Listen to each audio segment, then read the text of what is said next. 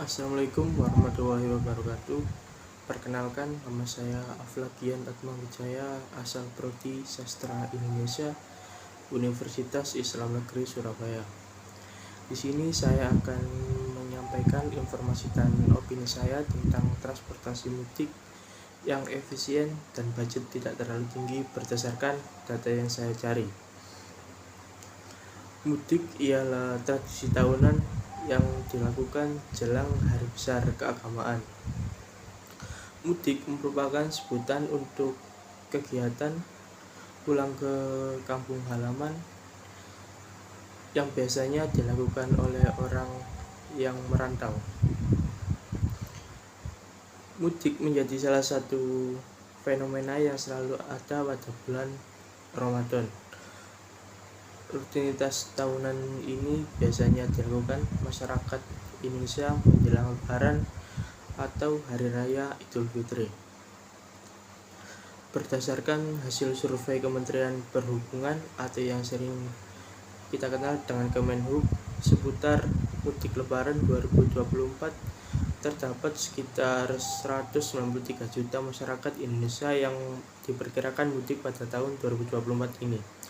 Jumlah tersebut meningkat sekitar 56% dibandingkan Lebaran tahun lalu, dengan total pemudik sebanyak 123 juta orang pada Lebaran tahun lalu. Mungkin faktor yang menjadi meningkatnya arus mudik tahun ini ialah tidak adanya desas-desus kasus COVID-19. Berbeda dengan tahun yang sebelumnya, kasus COVID-19 meningkat sehingga kuota mudik dibatasi dan diawasi ketat. Menurut survei Kemenhub tersebut, puncak mudik Lebaran pada tahun 2024 ini adalah pada 2 hari sebelum Hari Raya. Pemudik yang berangkat pada H-2 diperkirakan sebanyak 26 juta atau sekitar 13% dari total pemudik. Selanjutnya pada urutan mayoritas pemudik akan berangkat pada H-3 dan H-4 Hari Raya Idul Fitri, yakni dengan masing-masing persentase 11%.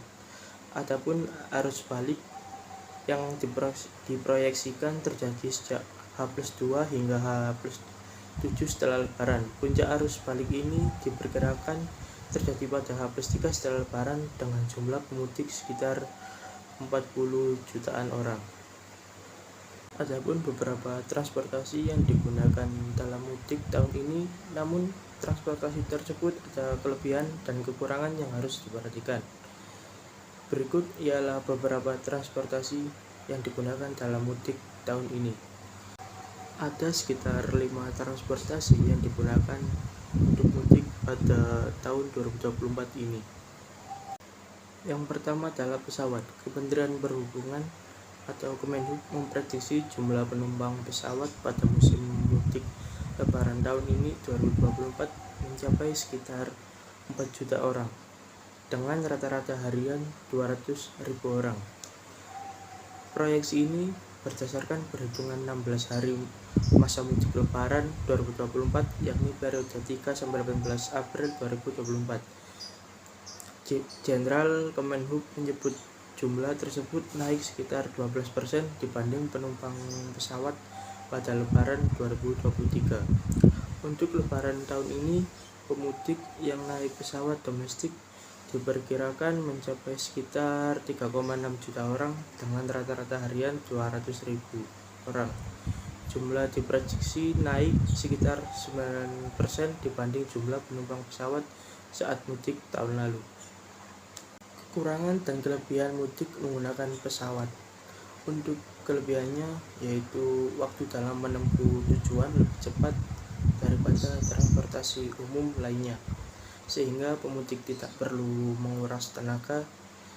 Namun, kekurangan dari transportasi ini ialah harga tiket yang dipatok itu biasa dibilang relatif mahal, sehingga jarang peminatnya.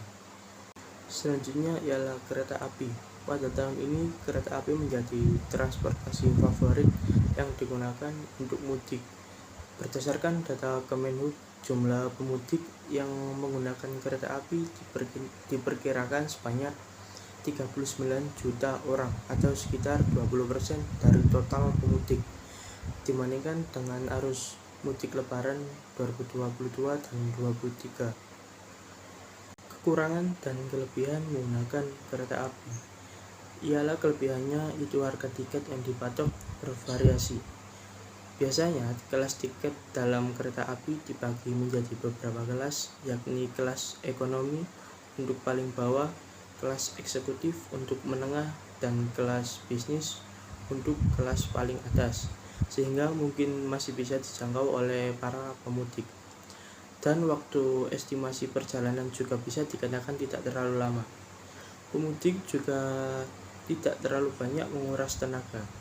Untuk kekurangannya, yaitu kereta api bukan transportasi yang efisien untuk pemudik yang merencanakan dadakan, karena pemudik harus merencanakan waktu mudik sekitar 1 hingga 2 bulan sebelum menggunakan transportasi kereta api, karena harus berebut tiket atau istilah yang dikenalnya ialah war tiket.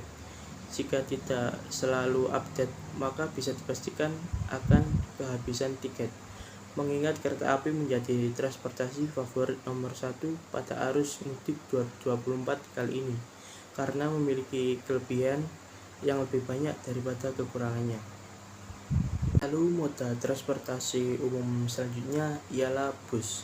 Transportasi ini menjadi salah satu pilihan teratas calon pemudik. Hasil survei Kemenhub memperkirakan bahwa pengguna bus pada arus mudik lebaran kali ini yakni meningkat sebanyak 37 juta orang, menduduki urutan kedua setelah transportasi kereta api. Untuk kekurangan dan kelebihan dalam transportasi bus, menurut saya kelebihannya yaitu terdapat banyak terminal di berbagai kota-kota, berbeda dengan pelabuhan atau stasiun kereta, sehingga ongkos menuju terminal tidak terlalu banyak. Tidak hanya itu, tarif tiket yang dipatok bus biasanya relatif terjangkau.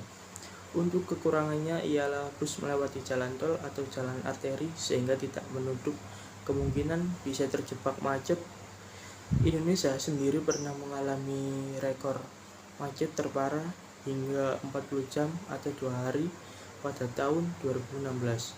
Akan tetapi masalah tersebut bisa diatasi dengan berangkat pada jauh-jauh hari, menyesuaikan dengan jadwal mudik. Selanjutnya adalah transportasi pribadi.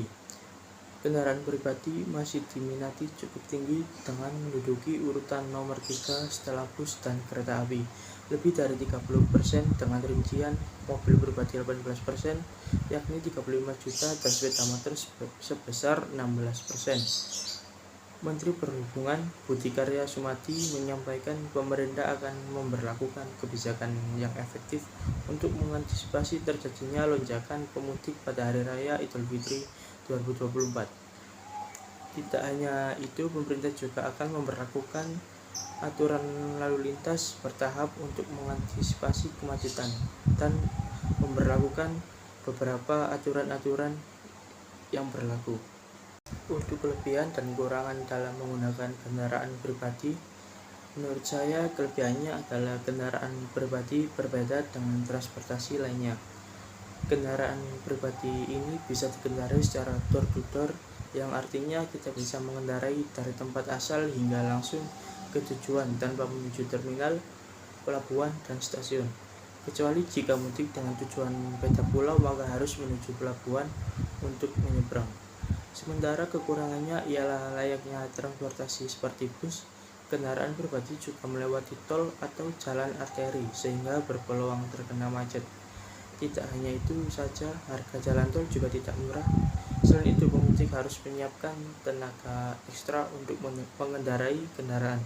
Mengingat ada lonjakan dalam arus mudik tahun ini, pemudik juga harus update informasi apa saja aturan-aturan yang diterapkan oleh pemerintah.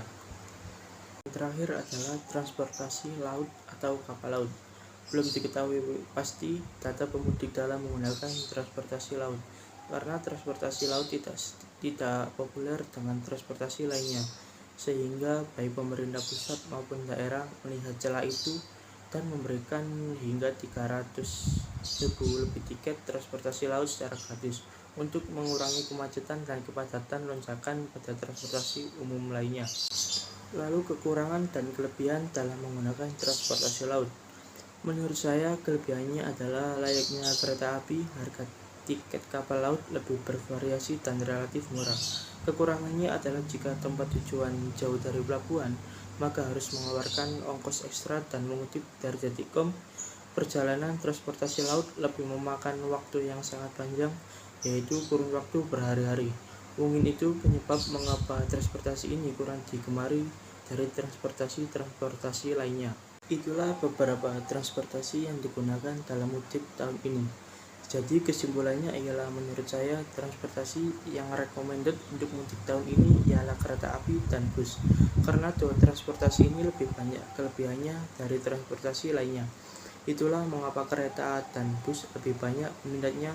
Namun dibalik itu pemudik harus memperhatikan beberapa hal seperti mengatur jadwal pemberangkatan untuk kelancaran mencapai tujuan. Itulah informasi dan opini saya tentang transportasi mudik yang efisien dan budget tidak terlalu tinggi.